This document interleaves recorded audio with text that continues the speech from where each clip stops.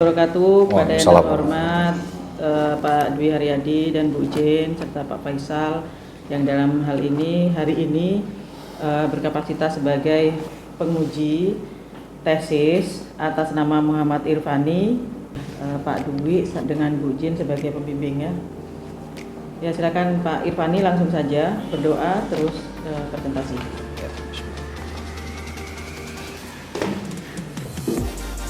Assalamualaikum warahmatullahi wabarakatuh.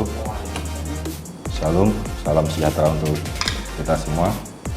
Pada kesempatan ini izinkan mempresentasikan tesis saya yang berjudul penerapan kebijakan hukum pidana uang pengganti dalam tindak pidana korupsi menurut Undang-Undang Nomor 31 Tahun 99 sebagaimana diubah dengan Undang-Undang Nomor 20 Tahun 2001 tentang pemberantasan tindak pidana korupsi.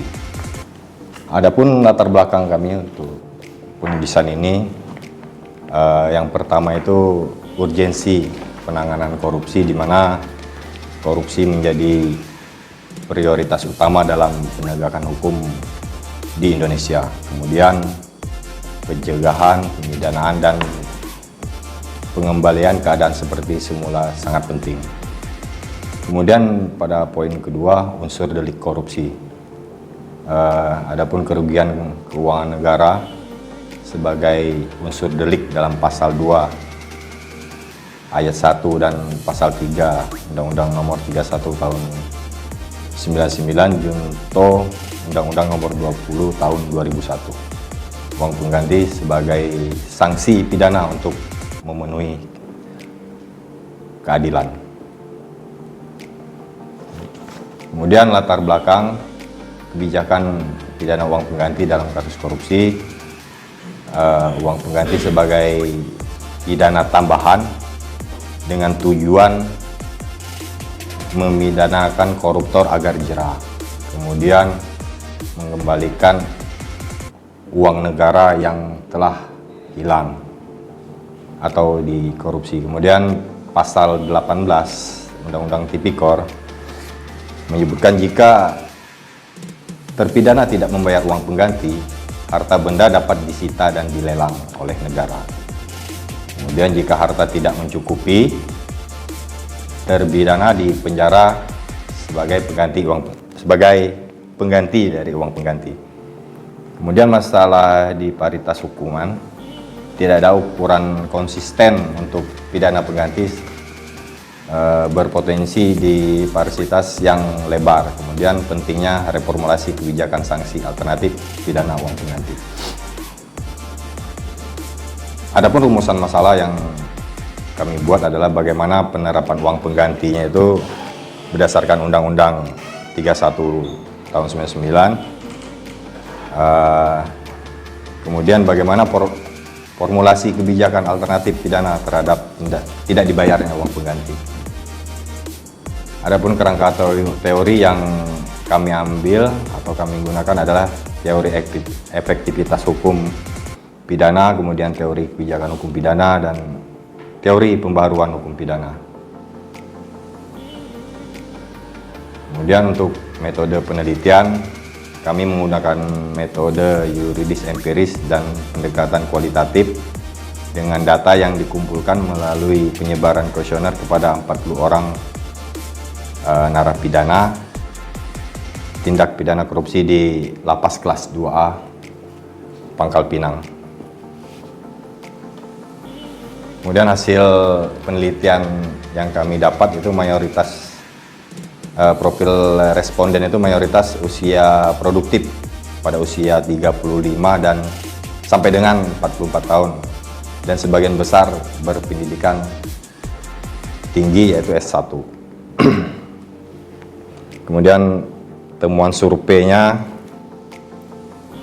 terhadap pemahaman uang pengganti itu cukup tinggi, yaitu 52% cukup paham. Kemudian kami menemukan 10% yang tidak paham. Kemudian untuk kemampuan membayar, 15% dari 40 itu yang mampu membayar, kemudian tidak mampunya cukup tinggi itu 62%, kemudian yang mampu bayar sebagian hanya 25%. Terus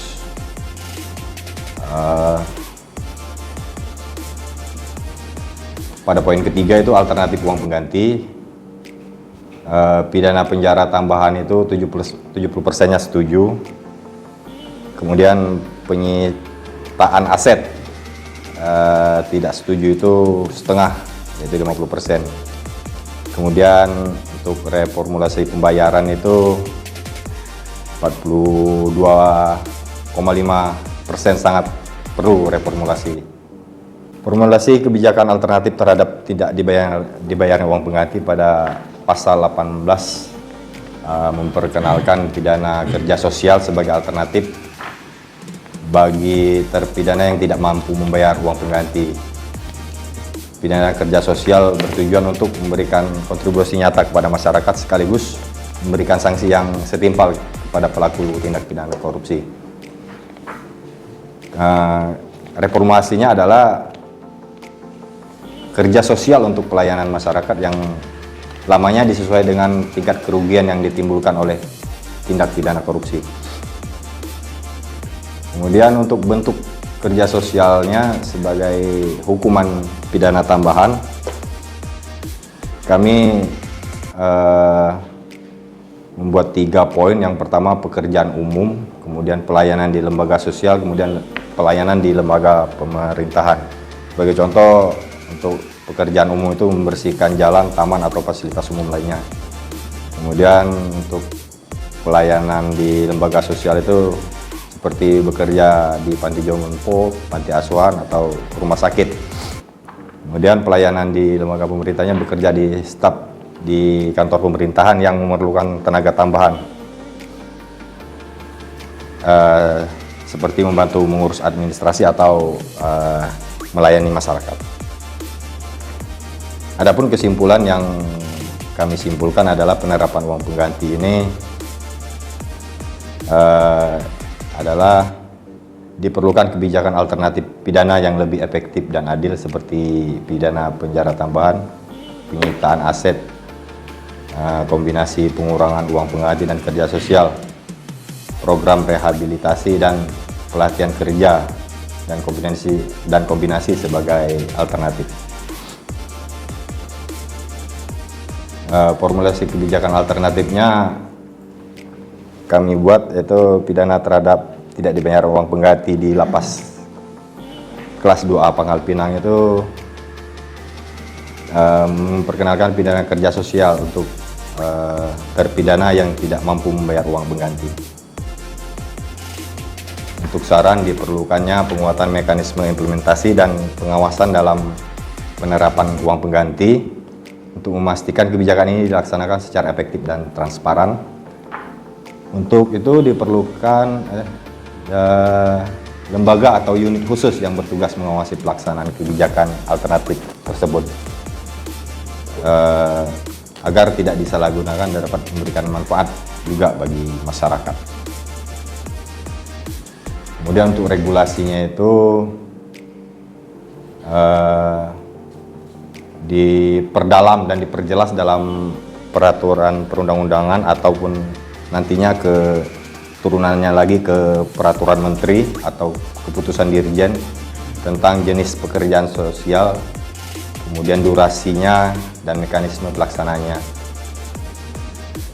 sehingga aparat penegak hukum memiliki pedoman yang jelas dalam penerapannya. Mungkin itu yang bisa kami sampaikan pada paparan ini. Kurang dan lebih kami mohon maaf. Pak Irvani, Siap. saya mulai duluan ya. Di sini fokus dari penelitiannya adalah terkait tindak pidana korupsi. Ya. Yep. Tindak pidana korupsi ini diatur tersendiri di dalam undang-undang apa? Ini yang saya pakai ini Pak, ini Bu, Undang-Undang Nomor 31 tahun 99 yang diubah menjadi Undang-Undang Nomor 20 tahun 2001 ya. Lebih tepatnya di pasal 18-nya. Apa isinya? Jika terpidana tidak membayar uang pengganti, paling lama 1 bulan sudah putusan pengadilan yang telah memperoleh kekuatan hukum tetap, maka harta bendanya dapat disita oleh jaksa dan dilelang untuk menutupi uang pengganti tersebut. Jika harta tidak mencukupi untuk membayar uang pengganti, maka dipidana dengan pidana penjara lamanya tidak melebihi ancaman maksimum dari pidana pokoknya sesuai dengan ketentuan perundang-undangan ini, dan lamanya pidana tersebut sudah ditentukan dalam putusan. Penerapan uang pengganti. Uang pengganti ini dalam korupsi masuk dalam sanksi yang mana? Pidana tambahan. Ya, pidana tambahan. Nah, Pidana pidana tambahannya di sini kan ada penjelasannya. Coba sekarang kamu jelaskan. Nah, sanksi itu macamnya apa saja. Kemudian masuk pada uang pengganti. Uang pengganti itu kategorinya adalah kategori yang apa, seperti itu yang maksud saya jelaskan. Kalau memang masuk pidana tambahan ya dijelaskan gitu. Uang pengganti itu di mana posisinya? Saya mulai dari pidana mati dulu ya. Ya. Kalau untuk pidana mati, untuk sampai saat ini belum bisa kami berikan contoh karena belum terlaksana, walaupun sudah ada contoh pada saat negara krisis tapi ada korupsi di dinas sosial waktu itu, Bu, melibatkan menteri. Secara Tapi nasional belum pernah dilaksanakan. Kemudian pidana penjara itu pidana penjara seumur hidup. Nah, kemudian pidana tambahan ini, Bu, apa terkait perampasan barang, kemudian pembayaran uang pengganti. Nah, perampasan barang ini biasanya pada saat sidang nih biasanya, Bu, biasanya jaksa sudah menyerahkan kerugian negara, kemudian dari total yang kerugian negara itu biasanya sudah disita, termasuk kadang barang-barang pribadi atau rekening itu dalam bentuk pemblokiran, baik dia pelaku atau pasangannya, baik suami atau istri, biasanya itu diblokir ya. Untuk perampasannya. Kemudian untuk pembayaran uang pengganti itu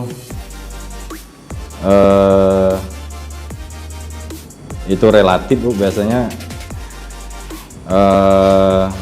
bagi yang tidak mampu itu diganti dengan kurungan. Nah, kurungan inilah yang jadi dasar kami untuk mereformulasi terkait kebijakan ini, karena tidak semua yang korupsi itu menikmati hasilnya. Ya. Karena sebagian besar yang saya temui itu ya kadang hanya salah administrasi. Administrasi biasanya. Salah administrasi. Irisannya itu korupsi. Dia tidak menikmati, tapi dia bertanggung jawab. Dia mengizinkan, dia meng-ACC gitu ya, Ya. menandatangani. Terus kemudian penutupan seluruh atau sebagian perusahaan ini jarang di kita, Bu, untuk perusahaan-perusahaan, karena rata-rata itu pegawai negeri atau pejabat publik biasanya yang terkena tindak pidana korupsi. Kemudian pencabutan atau seluruh atau sebagian hak tertentu, sebagian keuntungan yang telah atau dapat diberikan pemerintah kepada terpidana. Ini juga jarang terjadi di kita, Bu. Kemudian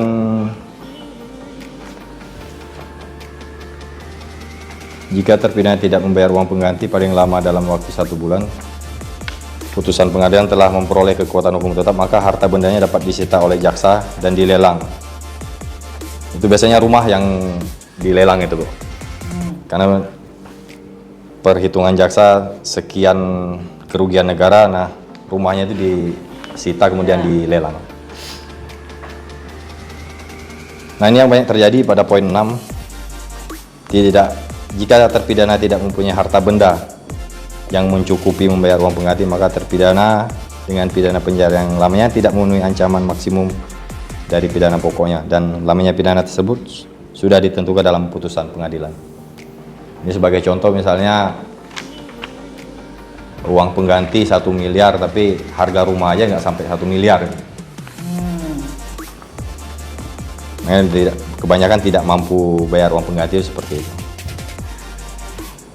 Ya, maka yang terpidana dengan penjara gitu ya. Dengan kurungan. Ya, sekarang kategori uang pengganti itu kan masuk dalam pidana tambahan. Ya. Ya. Apakah pidana di sini pembayaran uang pengganti itu bisa menggantikan yang pokok? Kalau uang pengganti tidak bisa dibayar, tidak bisa menutupi yang pokok. Karena sebagai contoh misalnya putusan 13 tahun, kemudian subsidiar 100 juta atau biasanya di putusan itu atau 3 bulan kurungan dan uang pengganti 1 miliar dengan atau apabila tidak dibayar diganti dengan hukuman kurungan biasanya 1 tahun. Nah, itu terpisah dengan pidana pokok. Ya, tetap. Jadi pada saat seharusnya dia dapat hak-hak sebagai narapidana yang seharusnya dapat remisi misalnya. Remisi itu hanya bisa diberikan pada pidana pokok tapi tidak dengan pidana tambahan ini. Jadi itu tidak bisa dikurangi selain dibayar atau diganti. Pidana tambahan ini dalam pidana korupsi itu pasti atau enggak? Atau hanya cukup dengan pidana pokok? Nah, ini pidana tambahan kan ada beberapa macam, ada 6. Sudah pasti, Bu. Sudah pasti. Semua terpidana korupsi itu ada subsidiar, ada uang pengganti. Nah, di dalam pidana tambahan 6 ini, apakah hanya diberlakukan salah satu atau salah dua atau dua-duanya, Bu? Atau salah 6-nya? Ada untuk pidana tambahan. Pidana tambahan. Yang sudah pasti itu untuk poin 6, Bu. Tambahan tuh. Sudah pasti 6. Sudah pasti 6. Berarti yang lainnya bisa nambah. Yang lain itu kadang diproses pada saat penyidikan, kayak penyitaan aset atau pemblokiran rekening, itu biasanya pada saat proses peradilan. Tapi pada saat sudah putus, yang sudah pasti ini adalah di poin 6. Di poin 6. Jadi nggak diganti. Kebanyakan tidak mampu banyak yang tidak mampu mengganti. Nggak mampu mengganti. Terus jadi untuk sejauh mana dari penelitianmu terkait dengan nelitinya kan fokusnya pada pembayaran uang pengganti. Iya. Nah, gimana?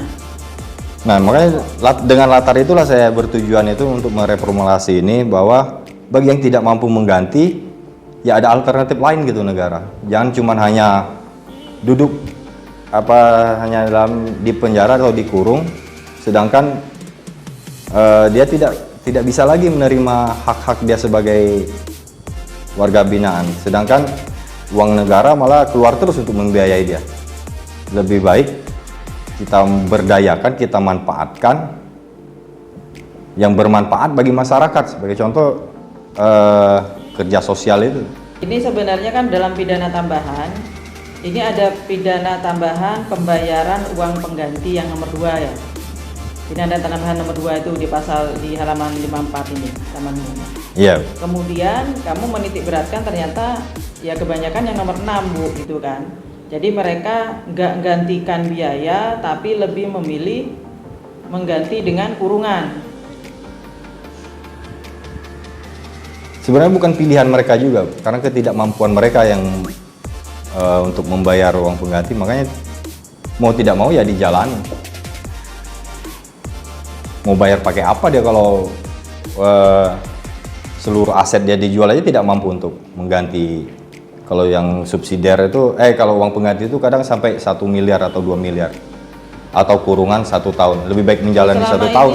Ya, selama ini dari yang misalnya kerja sosial tadi itu selama ini secara normatif sudah ada yang ngatur nggak? Belum ada. Kerja sosial, kerja bakti apa seperti itu? Belum ada. Belum ada pengaturan? Belum. Sebelumnya Permen Kumham nomor 32 itu ada istilah asimilasi luar. Jadi sebelum mereka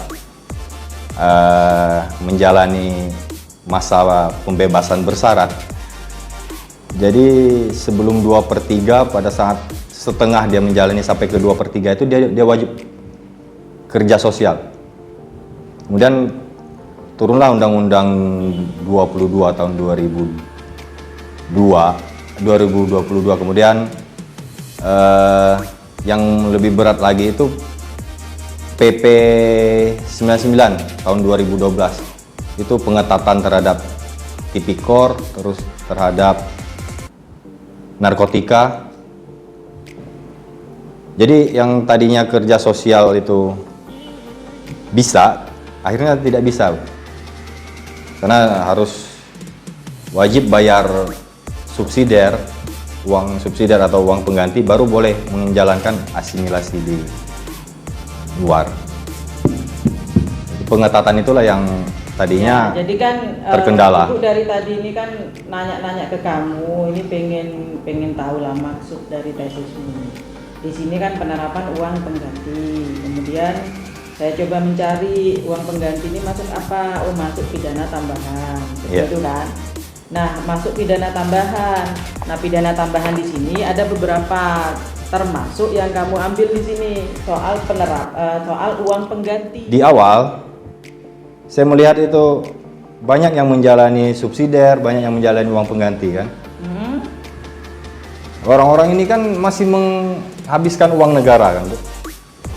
Jadi kenapa nggak di kerja sosial saja kalau tidak? Seharusnya orang sudah bebas. Pada saat seminar saya pernah sampaikan seharusnya dia bebas di 2/3-nya pidana pokok dia misalnya 5 tahun. 2/3-nya kan seharusnya dia menjalani 3 tahun. Kemudian karena ada pidana tambahan ini, subsidiar dan uang pengganti, akhirnya kan nambah nih. Jadi di SK itu, di surat keputusan Dirjen Pas menyebutkan jika tidak dibayar uang pengganti harus menjalani kan. Jadi yang seharusnya dia bebas di tahun ketiga, dia wajib menjalani uang pengganti. Kurungan ini seharusnya kita bisa manfaatkan dia biar kerja sosial dan lebih bermanfaat lagi ke negara.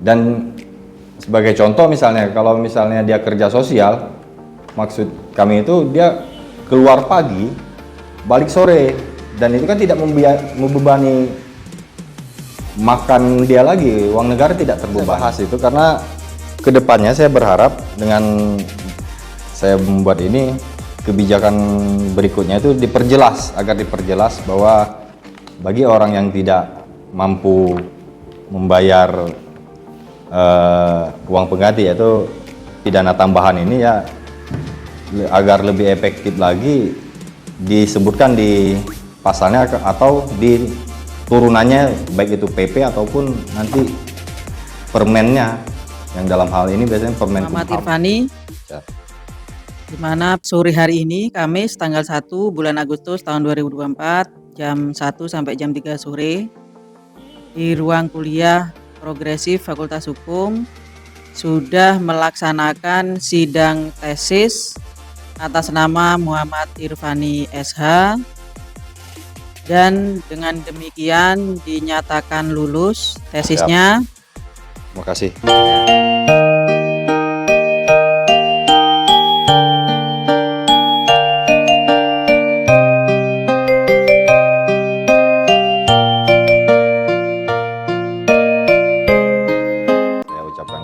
Kepada Bu Dekan, terus Pak Kajur yang ada di Zoom. Kemudian tidak kalah penting juga pembimbing saya, satu Pak Dwi dan pembimbing 2 Ibu Jen. Terima kasih atas bimbingan dan arahan selama ini. Nah, tanpa Bapak Ibu atas arahannya mungkin saya tidak sampai pada titik sekarang. Sudah berjuang untuk menyelesaikan tugas akhir, tesis. Kemudian terima kasih juga kepada Pak Tri selama ini sudah membantu kami, mulai dari pertama kami daftar di Universitas Bangka Belitung ini sampai pada hari ini. Terima kasih yang sangat-sangat dalam dari hati.